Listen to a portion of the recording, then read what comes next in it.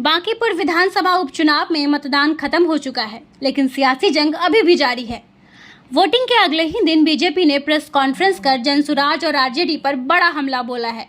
BJP का दावा है कि पूरे चुनाव के दौरान प्रशांत किशोर और तेजस्वी यादव के बीच एक साइलेंट अंडरस्टैंडिंग देखने को मिली। वहीं जनसुराज ने इन आरोपों को सिरे से खारिज कर दिया है। बांकीपुर उपचुनाव में मतदान के बाद बिहार की राजनीति में आरोप प्रत्यारोप का दौर तेज हो गया है। बीजेपी ने प्रेस वार्ता कर दावा किया कि जनसुराज और राष्ट्रीय जनता दल के बीच अंदर खाने राजनीतिक समझ बनी हुई थी, जिसका मकसद सिर्फ बीजेपी को हराना था।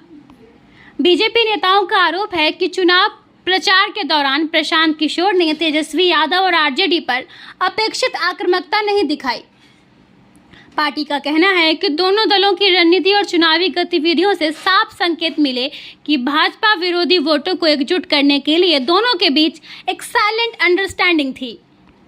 बीजेपी ने यह भी दावा किया कि बांकीपुर की जनता ने इस कथित राजनीतिक समझ को समझ लिया है और मतदान के जरिए इसका जवाब भी जरूर देगी। पार्टी ने विश्वास जताया कि उपचुनाव का परिणाम बीजेपी के पक्ष में ही आएगा। हालांकि जनसुराज ने बीजेपी के आरोपों को बेबुनियाद बताया है। पार्टी का कहना है कि चुनाव के दौरान प्रशासन और पुलिस का इस्तेमाल कर उनके कार्यकर्ताओं पर कार्रवाई की गई और अब हार की आशंका से बीजेपी इस तरह के आरोप लगा रही है। अब सबकी नजरें 3 अगस्त को आने वाले नतीजों पर टिकी है, जो ये तय करेगा कि बांकीपुर की जनता ने किन के दावों पर भरोसा जताया है। हमारे जो प्रत्याशी थे उनका नाम तो ऐसे पीके है, लोग जानते हैं प्रशांत किशोर, लेकिन न प्रशांत है न किशोर हैं, वो हैं प्रखर कुटिल। पीके मतलब प्रखर कुटिल।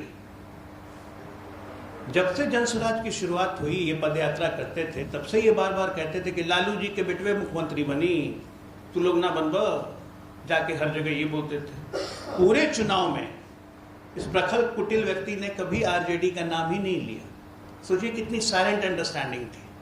ये दोनों एक होकर चुनाव लड़ रहे थे, एक बार भी अटैक नहीं किया इस प्रखर कुटिल व्यक्ति ने तेजस्वी यादव को, जो पहले घूम घूम के तेजस्वी को खोजते थे 24 से 25 में।